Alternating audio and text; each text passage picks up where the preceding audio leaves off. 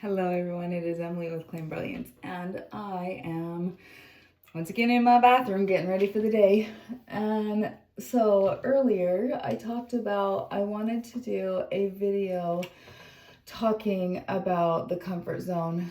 And here's the deal. So the comfort zone is not really comfortable, it's familiar. And our brains like to live in the familiar, even if the familiar is uncomfortable, because it's all about survival, right? And our reptilian brain wants us to be safe. And that means, like in the Croods cartoon, the cave is safe, the cave is familiar. And yet the cave actually later on in the cartoon, the cave actually ends up getting destroyed, and it actually wasn't safe at all. It was just familiar.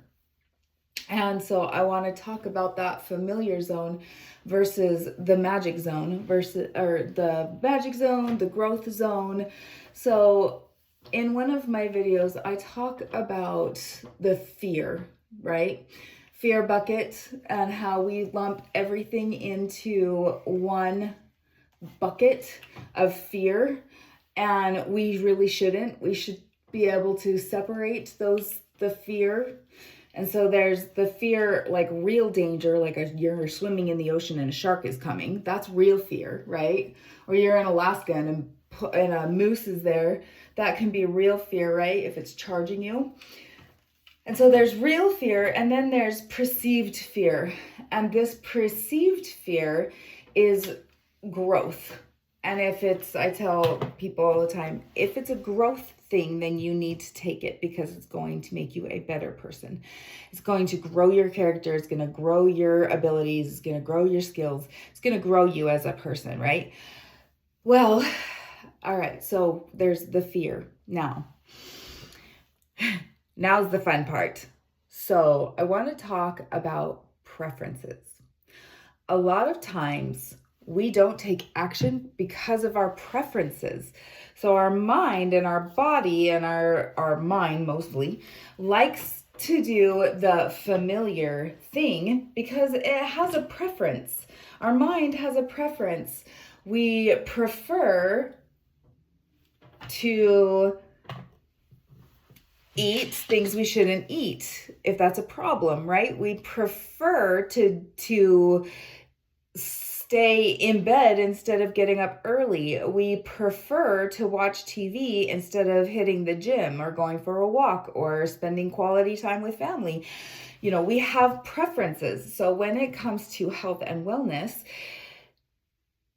and really any kind of success in life, we have preferences. Like, I'm getting used to talking to the camera, but do I prefer to do it? Not yet. But I do it because I know it's going to grow me. I know, hopefully, it's going to help somebody. And that means a lot. That means a lot. And so my question for you, or your homework, is what are your preferences that are holding you back? What are your preferences that are holding you back? Can you do one push-up? Can you do 2 push-ups? What is your max rep? Can you run a mile? Can you run a quarter of a mile? If you're like me, when you first start, I could only run for 13 seconds, 15 seconds. And I was running slower than the cute old ladies in front of me on the track were walking. And everything was jiggling, everything was bouncing, everything. I preferred not to do it at all. Like, I loathed it when I first started running. And yet every day I decided to show up because my why was big enough. So what is your why? Why do you want to do the thing that you want to do? And what are your preferences? Because a lot of time we say fear, and really it's just growth and our preferences.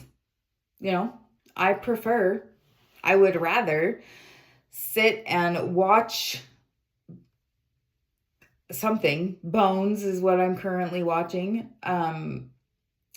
Or I really like Grimm, or I really like Cinderella. All of these things, things that I would prefer to do, and eat my homemade chocolate chips, which anybody who had chocolate chip cookies. So anybody who has had them knows that they are really good. And I would prefer to sit and eat those instead of doing what I need to do, right? I would actually prefer to not go to a 9 to 5 and to plan all day. I actually love planning, and I love reading, and I love learning, and I love mindset stuff. And there are things that I actually really love doing, but that can become our comfort zone. And actually that has become my comfort zone, and my excuse for not showing up is I'm always learning. I'm not ready, I'm learning. Because I'm not ready and I'm learning, then I don't have to show up. I don't have to push record. I don't have to, right? And so what are your excuses? What are your excuses when it comes to your goals? Are they your excuses because you don't want to let go of your preference? Because I love planning.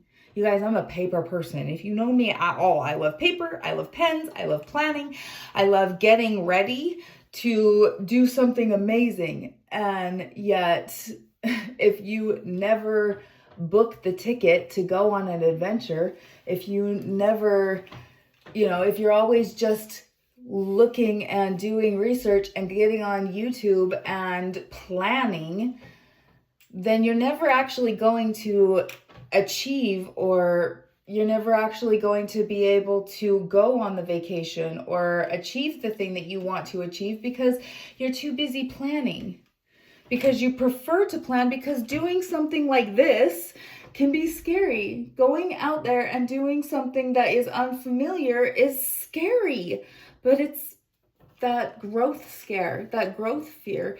It's not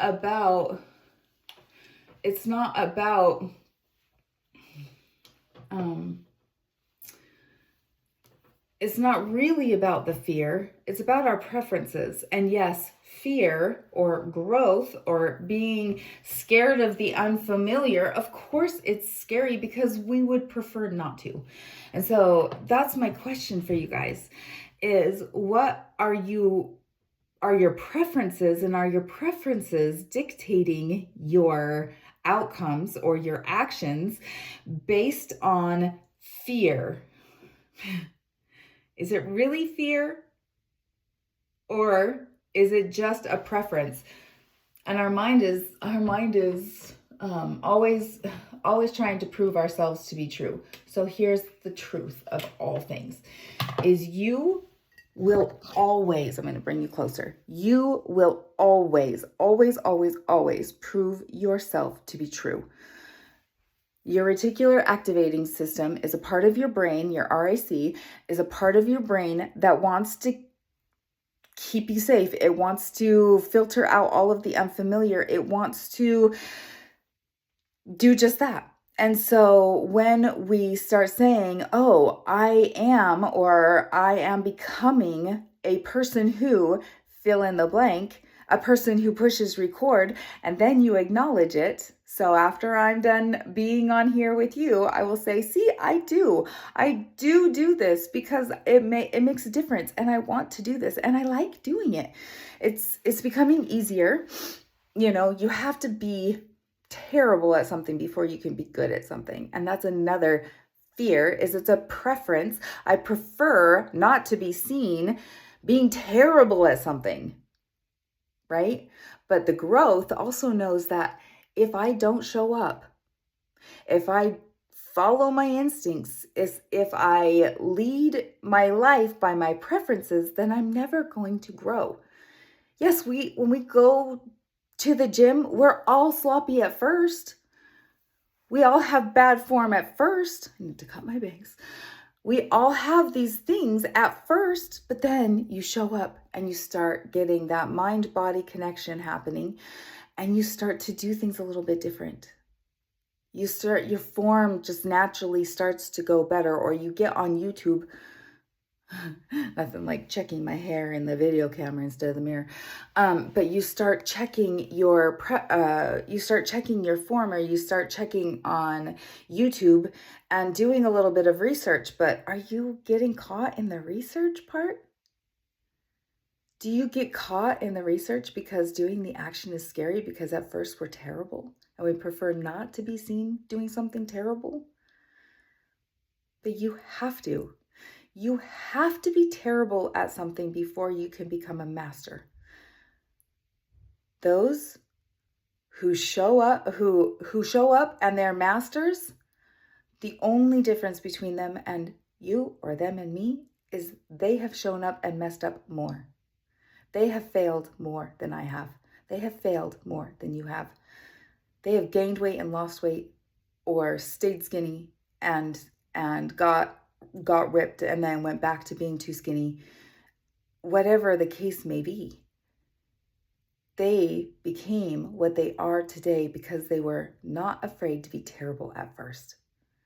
They were not afraid, and they let their preferences to the side, they set them to the side, and they showed up. That's the only difference. So what are you doing or not doing? What are your preferences? What are the actions that you're supposed to take, should take? Stop shoulding all over yourself and start acting. Even if you tell yourself, I'm going to give you a really good tip, a really good practice, okay, for self-identity, for identifying who you want to be. Say the thing you want to become. I am becoming a fit person, or I am becoming super strong. Then get down and do 2 push-ups. And then stand up and say, see, I am a person who is active, is strong, is mobile, whatever it is. Okay, that is the key. That is the key to change. All right, you guys, I think I hear somebody coming. So I'm going to go. But that was what I had on my heart the last 2 weeks. Is if you went through my course or you did my planning for your year, it's not too late. Go look at those. I have steps, and each one has a step. Step 1, step 2, step 3. I think there's 8 steps. And go and do them. If you didn't do them, it's not too late. It's never too late to start.